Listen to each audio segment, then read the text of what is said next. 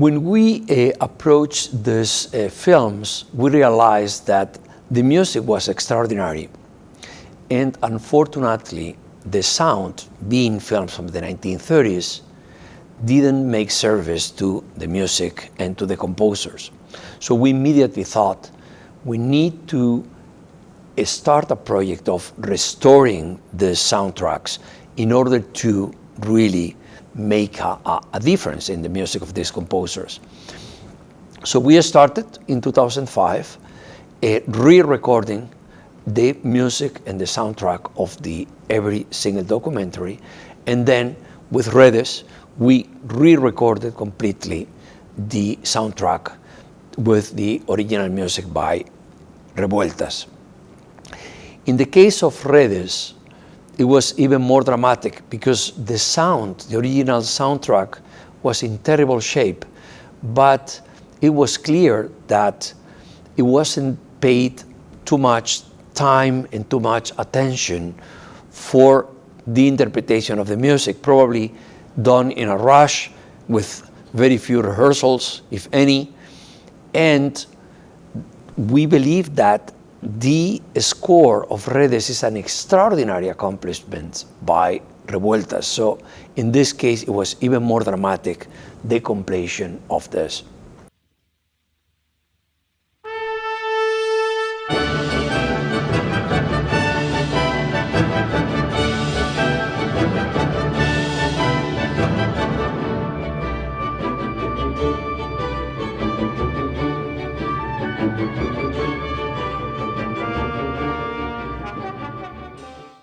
You know, Paul Strand is often critiqued by people as proclaiming to have a kind of democratic interest in the medium of photography, for having that interest, but then producing prints that are not at all democratic.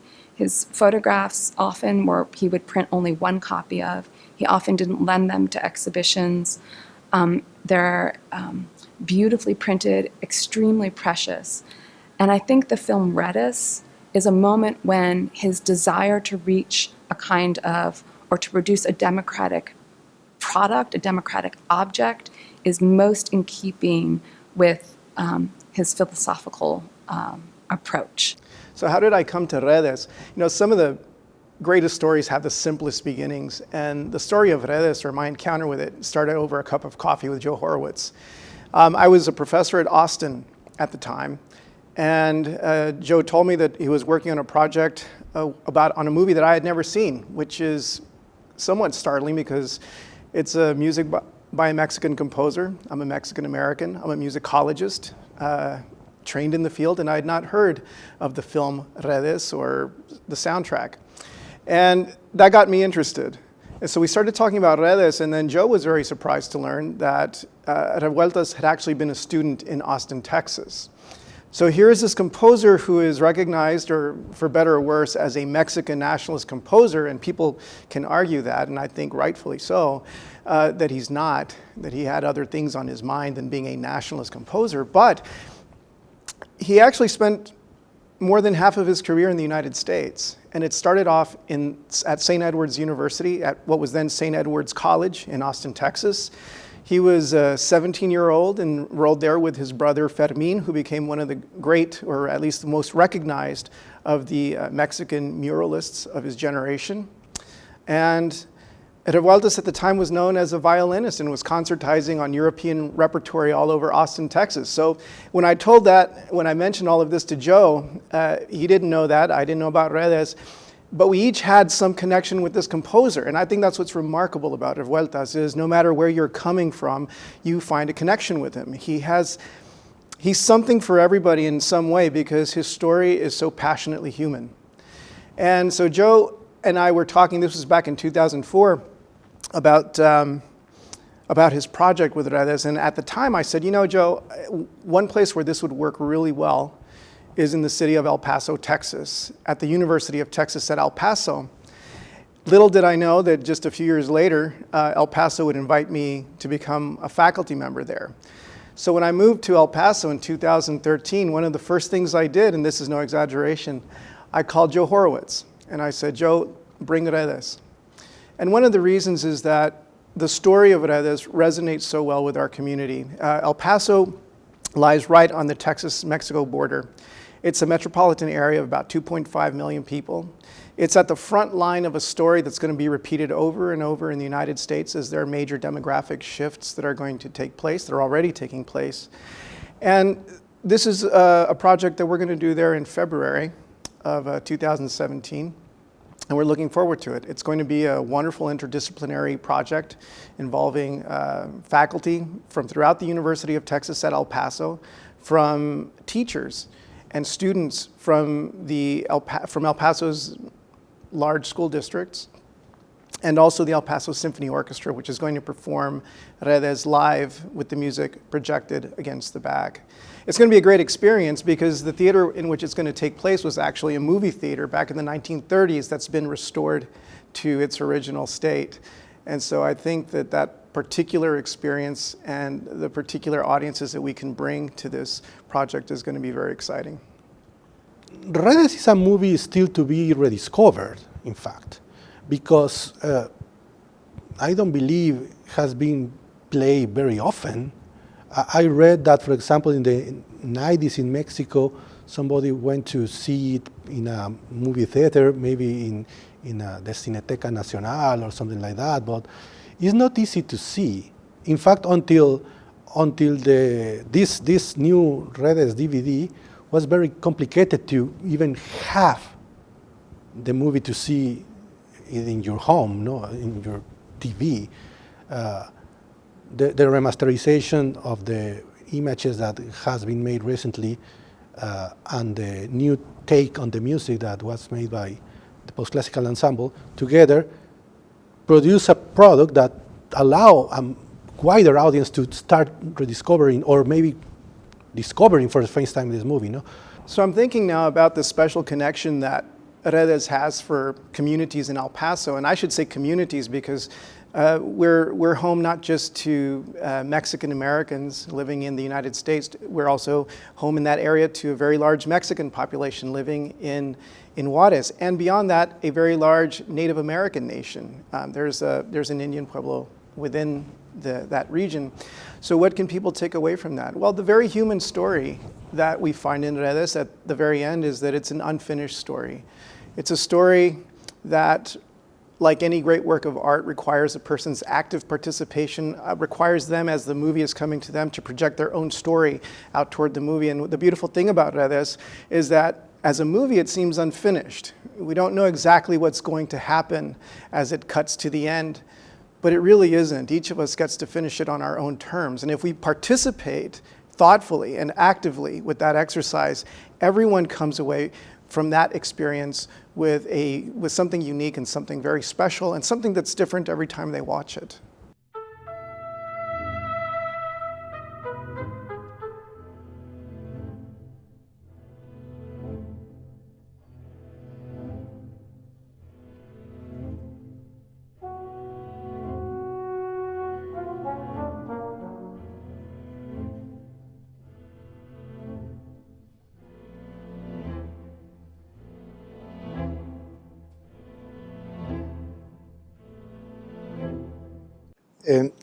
It's interesting if you look at the history of painting in Mexico. It's much more advanced than the historization of music. If you look at Siqueiros, if you look at Rivera, if you look at Orozco, the famous painters, you can find that their depictions of the Mexican Revolution are not in any way a hymn to the Mexican Revolution. What it basically denounces injustice. They are written, they are painted in a sense, they basically condemn the revolution. They vindicate it because the Mexican Revolution made evident a social class that had been silent until then, or silenced until then. You know, the lower classes, los de abajo, the working classes, who were used to fight this revolution that was later on betrayed. But then Siqueiros, Orozco, above all, vindicate or fight for a new revolution. They are socialists or communists, and they're painting in terms of a new utopia, a socialist utopia. And Revueltas belongs exactly in that vein. If we look at Redes, Redes is socialist realism. It is a movie shot after the revolution that basically tells us that the revolution failed and that a new revolution is necessary. And this is what Redes is about, and this is what Revueltas is about. Besides a fresh recording of the extraordinary score by Revueltas, we also approach the new version in a different way. I tried to reflect even better than in the original soundtrack the relation between the images and the music. Of course, what makes Redes extraordinary is that there is an independence somehow in the visual poem that is going with the images and with the symphonic poem that is going in the music. But there are moments in which this relationship is very, very intense. And unfortunately, in the original film, it wasn't captured as well. So I took some freedom in that sense to synchronize specific moments of the music with specific moments in the images. And I think we gave even more drama and more tragedy to this specific part. In the case of the funeral of the film is even more clear. I wanted to highlight 3 moments of the funeral that I thought were very, very intense. The first one was when the coffin of the child is being brought down to the grave. The second movement was when the father realizes that this is real. The child is being buried, and he's burying the child himself. The third movement is actually the other very dramatic moment in which the mother lies down dead. So I tried to synchronize with very specific parts of the music these images, and actually the result is very, very impressive.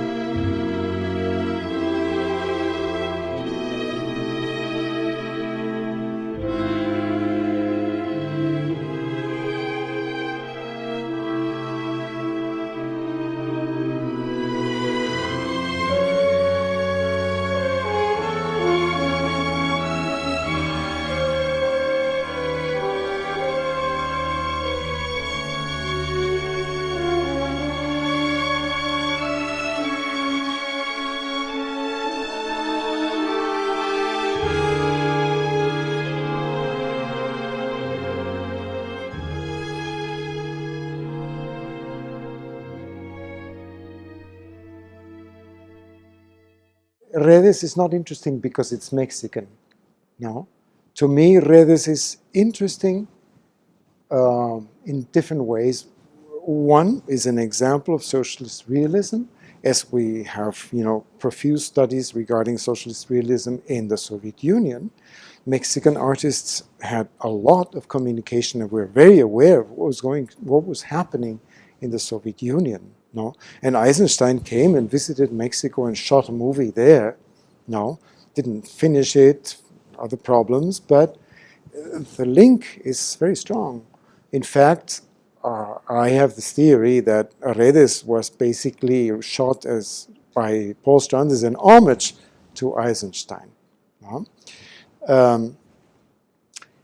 So what's fascinating about Redes, aside from the fact that it's a Mexican example of something that was happening worldwide, you know, political art and socialist art,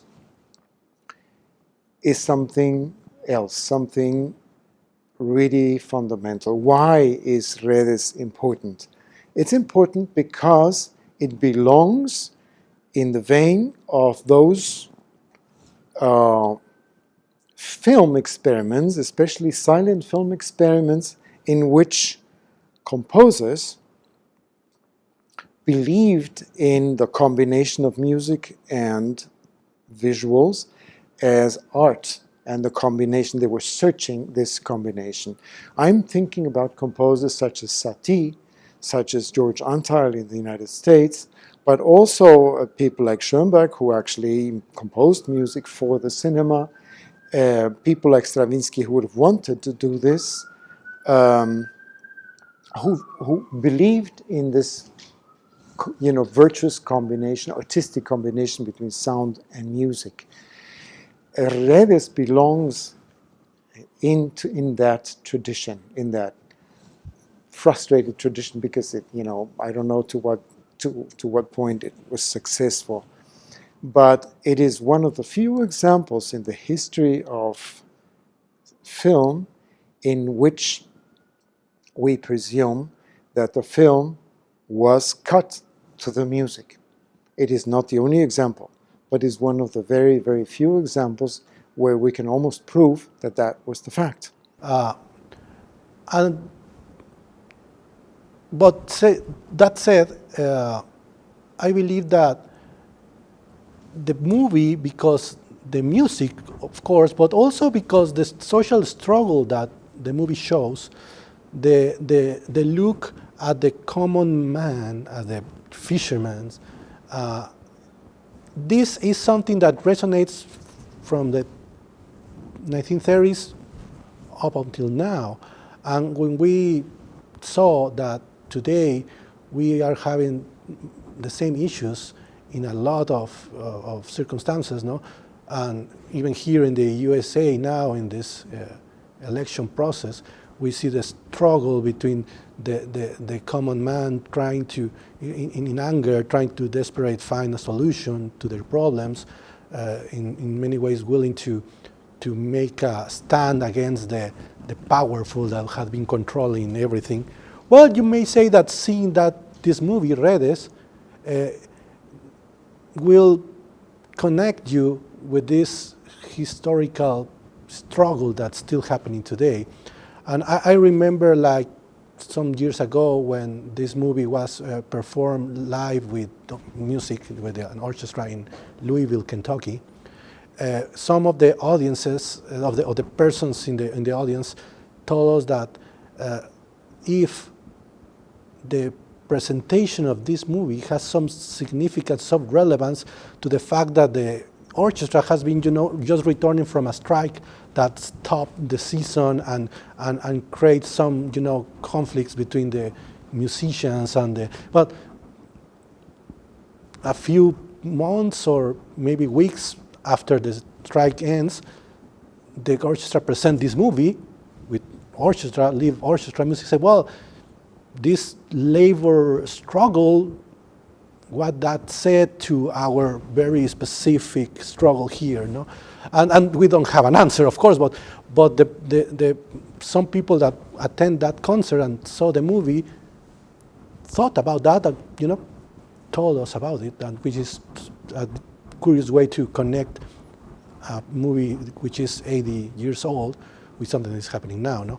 The film is above all quality of image, Paul Strand's photography, not so much his ability as a film cameraman, but as a photographer, in my humble opinion, and the music and the combination, that the structure of the music and the symbolic use of leitmotif in music is trying to tell a story alongside the visuals.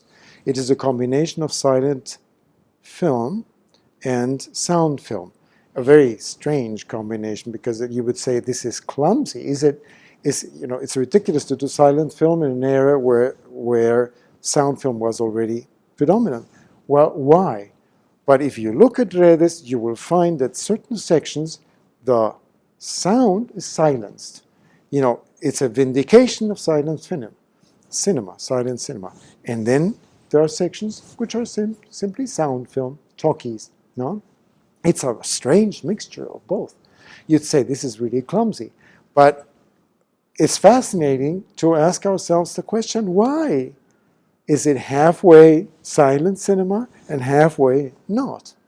And what happens when it's silent film? Well, what happens is that when the film is silenced, the visuals are silenced, the music rules and determines the structure and the narrative. That is what makes this film absolutely unique. I don't think there's another film in the world that has these oddities to it. And there we have this composer who, alongside Stravinsky, Schoenberg, Satie, etc., wants to vindicate music on the same level as visuals. And that makes Redes absolutely unique.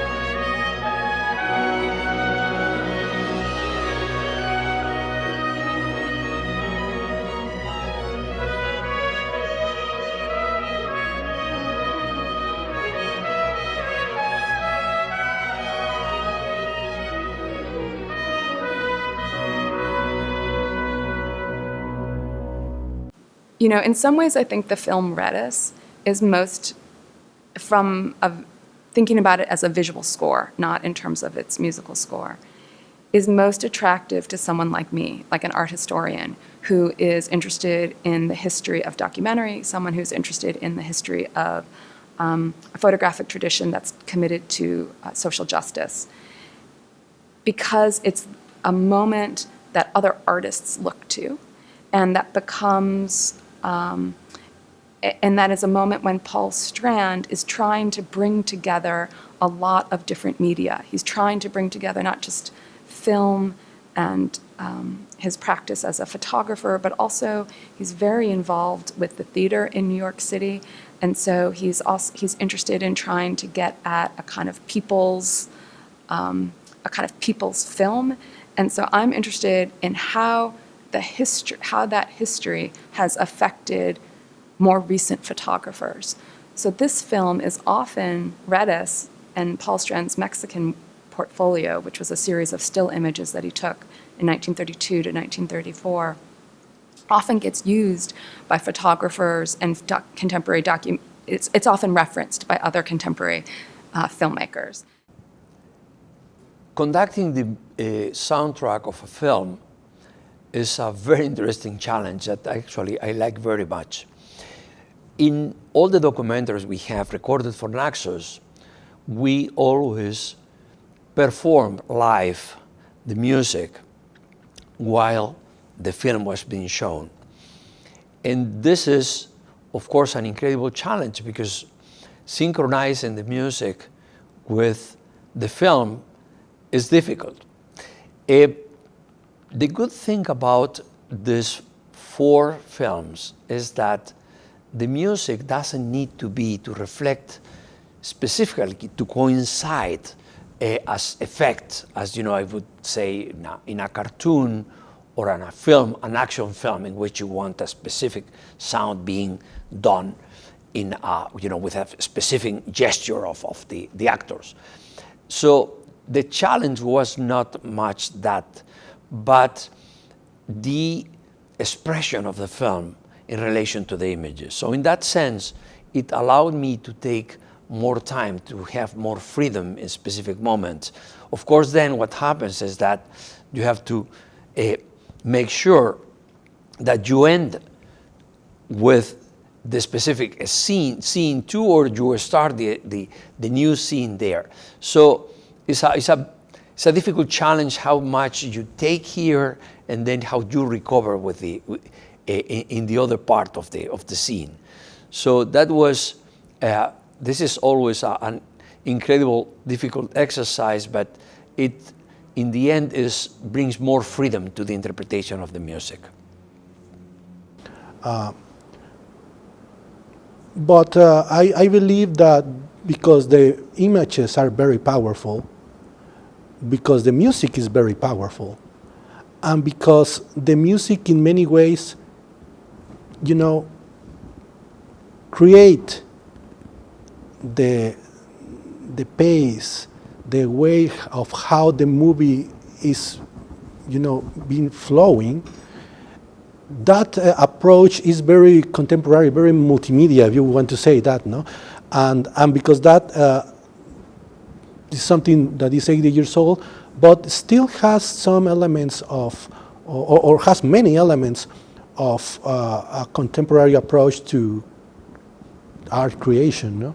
Is not old in that way. In fact, has some elements that resonate a lot, as mentioned, with some current developments, no? That you try to create a product or a piece of art with a different, from a different perspective, not the images that constrict the music to do certain role. In this case, the music in many ways is the leading actor and generates the movie, in many ways too, no?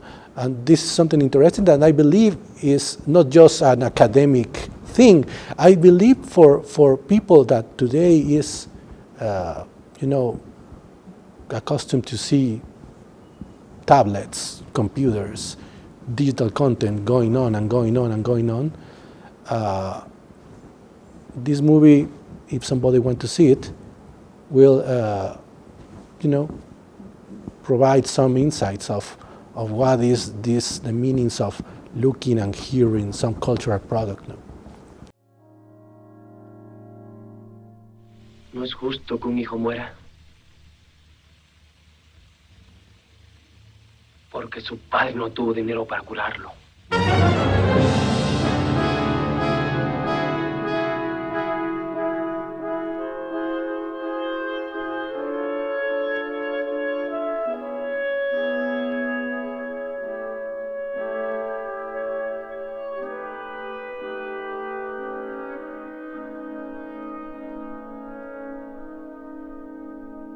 Paul Strand's role in the history of photography, or at least the photography of the United States and Europe, is the story of really a master photographer. Some people talk about his early work, or talk about him and his early work as like the colossal figure in the history of photography. He's really most well known. If you were to read a history of photography textbook, the images that you would absolutely for sure see were taken in the teens in New York City. And probably most people know them. Images of very close-up portraits of disadvantaged people, peddlers. There's also a very famous image called Wall Street from 1916, where there are a beautifully composed image where there are 4 windows that look almost like coffins hovering over the people who are walking on the street. This is the Paul Strand of New York City, and the Paul Strand who's closely associated with another very well-known photographer named Alfred Stieglitz. That relationship is extremely strong. Stieglitz is really Strand's mentor up until 1932, when Strand goes to Mexico. And in fact, his move to Mexico is largely initiated by, well, there was a lot of different factors, but one of them is a falling out with Stieglitz, kind of some personal strife. His marriage is falling apart.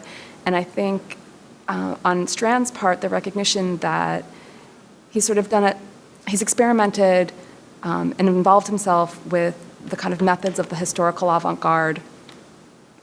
And it's at that moment that he feels a kind of urgency or confusion in his own practice. He first goes to New Mexico and then to Mexico, where he is politicized and changes the direction of his work. And really, he never returns to the United States full time after that. But traditionally, he's known for that early work that's associated with Stieglitz. Maybe I should tell this. I mean, why did this happen? Well, it's a long story that we have no time to go into, but it's very, in a way, painful to tell, but easy to explain. And it's the fact that the Redes that we know today, the Redes that we can see today in this new Naxos version, basically is a second version of the original movie. The original movie that was cut under Paul Strand's supervision and recorded with a large symphony orchestra at night and with everything against, with all, you know. This movie is gone. We don't know where it is. It has disappeared. Paul Strand went back to the States with his team, and a year later, a new government came into power, and they said, no, well, we have to rescue this. This was done against all odds, with no money, no support. It's worth retrieving this movie and making it right well. But who made it right? Well, it was the Mexican team. In the back, you know, without the inviting Paul Strand, who was understandably very angry. But the Mexican team then had full, you know, free hands, full freedom to re-edit the film on the basis of a new score composed for Revueltas for a small orchestra, because by then he had been kicked out of the National Symphony Orchestra. He didn't have the large symphony orchestra, but he could do what he wanted. And this gave him the freedom to edit the film according to his score. And that is the version that we have nowadays. That explains why this movie is halfway silent film and halfway sound film. So how is Strand's work, his filmic work, influenced by his photographic work? This is really a great question, and it gets to sort of bigger issues in the history of photography, as well as, I would say, the history of film, where throughout much of the history of those two disciplines, they've been kept very separate. There's a history of photography, of still images, and there's a history of film. I would say for Strand that he's actually not interested in those kinds of distinct ontologies. He's willing to mix film and still photography if it's able to get at a kind of message that he's interested in. And I should also say that Redes is not his first film. He, of course, makes the extraordinary avant-garde film Manhattan in 1921, where he is taking photographs, and it's a film that he makes with Charles Sheeler. And in that film, he actually animates some of both his photographs, including that Wall Street image that I mentioned earlier, and some of Sheeler's images. So it's he, from very early on in his practice, he is interested in film. And he's not alone in that. This is something I don't really totally understand why the history has been written this way, but many documentary photographers from the teens, 20s, and 30s had a desire to make film, and they really understood their photographs as reaching out to a broad audience in the same way that a film could reach a collective audience. And Revueltas is a case of one of the composers that we believe really needs much more attention. We have performed a lot of Revueltas music. We think he's a very inspiring composer who, at the time he was born and lived in the early 20th century, he was somehow not really appreciated. He was, for many, always thought being almost an amateurish composer, and we believe that his technique, his inspiration is incredibly creative and also reflects very, very well the spirit of the Mexican music. So Revueltas, the completion of Redes, which we believe is probably his most extraordinary symphonic music, was always in our minds, and we are very happy that we finally were able to finalize it. For me, coming from Mexico, in many ways the music of Silvestre Revueltas has been always there. I remember, for example, that a part of Sensemaya was used in some sort of opening of the TV station. I don't remember which channel or which station it was, but like at 6 a.m. in the morning, the channel started the programming playing Revueltas and showing the big murals of Orozco, Rivera, or something like that.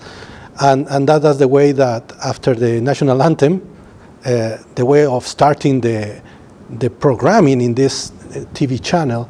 And of course at that time maybe I didn't realize what this music was, or, you know, but it has been with me and with many in Mexico since always, I believe. There is a simple reason why Revueltas isn't better known. It's perhaps not the most important question, but it's a simple reason, and it's simply because he died when he was almost 40 years of age, very early in his life. He had done very little to promote himself outside Mexico. He had lived in the U.S., you know, for a good long time, you know, from age 17 to 29, and he basically was one of those who returned to Mexico and basically constructed a music that differentiates itself from both, you know, European modernity, American modernity, and also from the Mexicanistic music that was becoming fashionable at the time. So he doesn't fit anywhere, and that was quite on purpose. But of course, his early death with a man who had not done anything to promote himself outside because he couldn't care less, made it easy for people to forget him. You know, there wasn't anybody there. His sister, you know, attempted to find editors, etc. It was very difficult. Nobody was interested in publishing his music. Nobody was programming his music. Nobody knew about him until half a century later. You know? And gradually, of course, that has started to change and is changing very quickly now. No? So his music is not easy to classify. It doesn't fit anywhere. And that's exactly what makes it special, you know. For the longest time, everybody has expected, it has historized his music as being extremely Mexican. And the least of his interests, you know, was to make it sound Mexican. He was not a nationalist composer, no. And this is very difficult to digest, you know, outside Mexico in a way. Your expectations are very high. You know, everywhere it says, you know, this was this proto-Mexicanist composer. And this made him very angry, no? But on the other hand, he wasn't, you know, your Frenchophile composer either, no? So where does he fit? So in my view, he is a man who is trying to create a voice, a southern voice, that doesn't aspire to be accepted in the North, and wants at the same time not to sound exotic, not to feed into exoticist expectations. So his music is rather unique in that sense, no? My interest in Revueltas was amplified when I came here to live in the US, because for me was interesting to see how or why the music of Silvestre Revueltas was performed here, perceived here, appreciated here, and that opened to me a new interest, and because that, since several years ago, I has been thinking about it, hearing about it, talking about it, and also from a journalism perspective, because I am a journalist, I am an editor.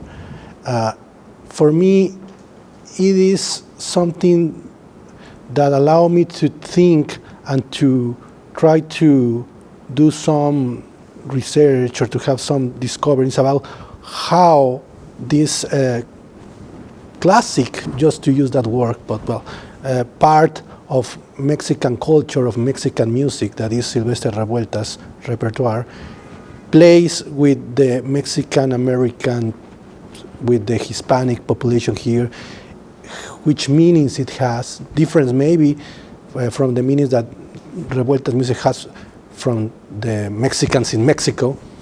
And that was something else that I started thinking about and to try to discover or to organize in some meaningful way,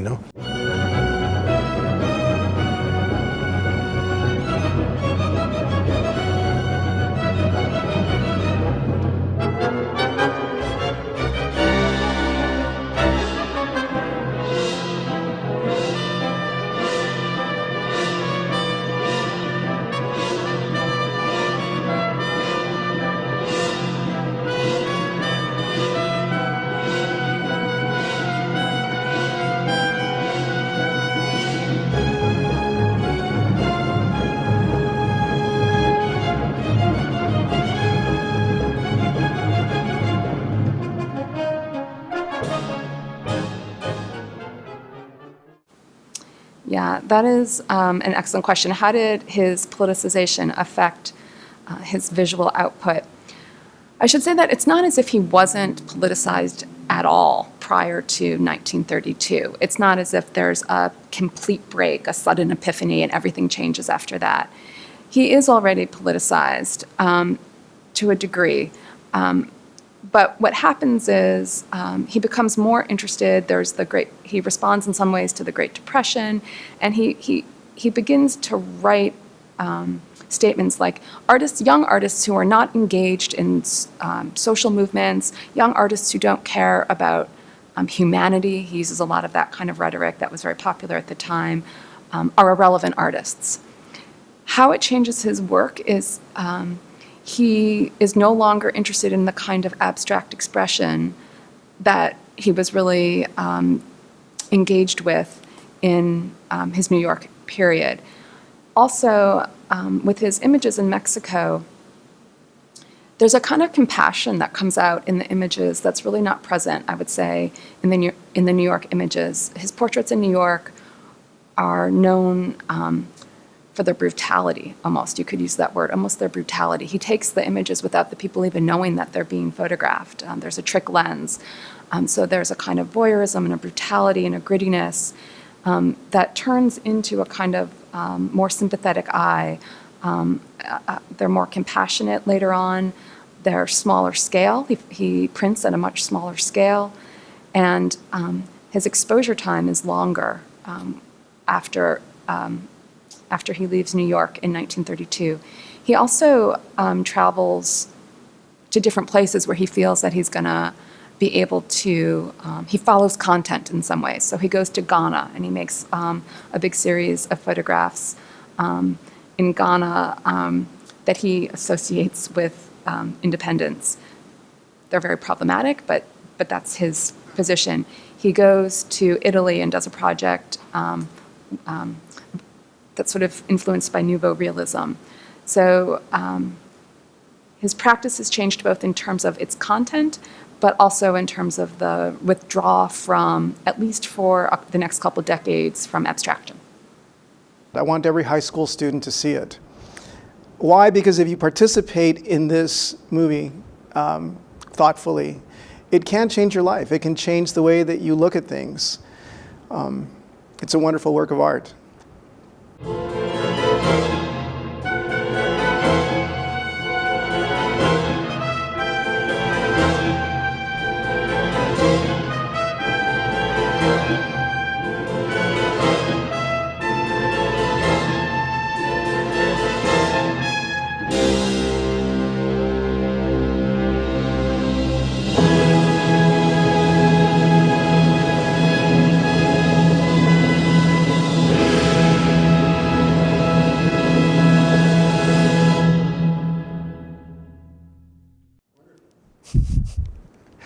I don't know if you want me to go on. I can go on for several hours, but there's people waiting here.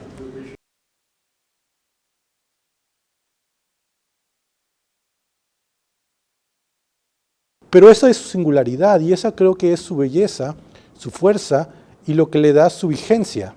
Porque a diferencia de otros... That made absolutely no sense, did it? You can cut and take what you want. All right. That was good. That was good. Okay. All right. Is there anything else you want to say? So let's stop this. So this is the part that relates the New Deal with Redes, and then we are going to start talking about Redes. Okay, let me think. What we? Yeah. No, we need to go back to this. All right. So give me a cue, and I keep going. What can someone today get from Redes? Let me think for a second.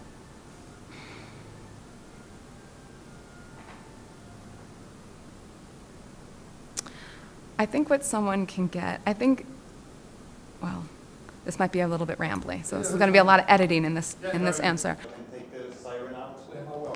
Oh, there was a silence? I didn't pay attention. Okay. Remember what you said for last 30 seconds? And I don't remember, but I can elaborate again. I know, but and that was in Spanish, so I would Okay. understand better. If you're happy with it, then I'm fine. Okay? You want me? No. No? Ah, okay.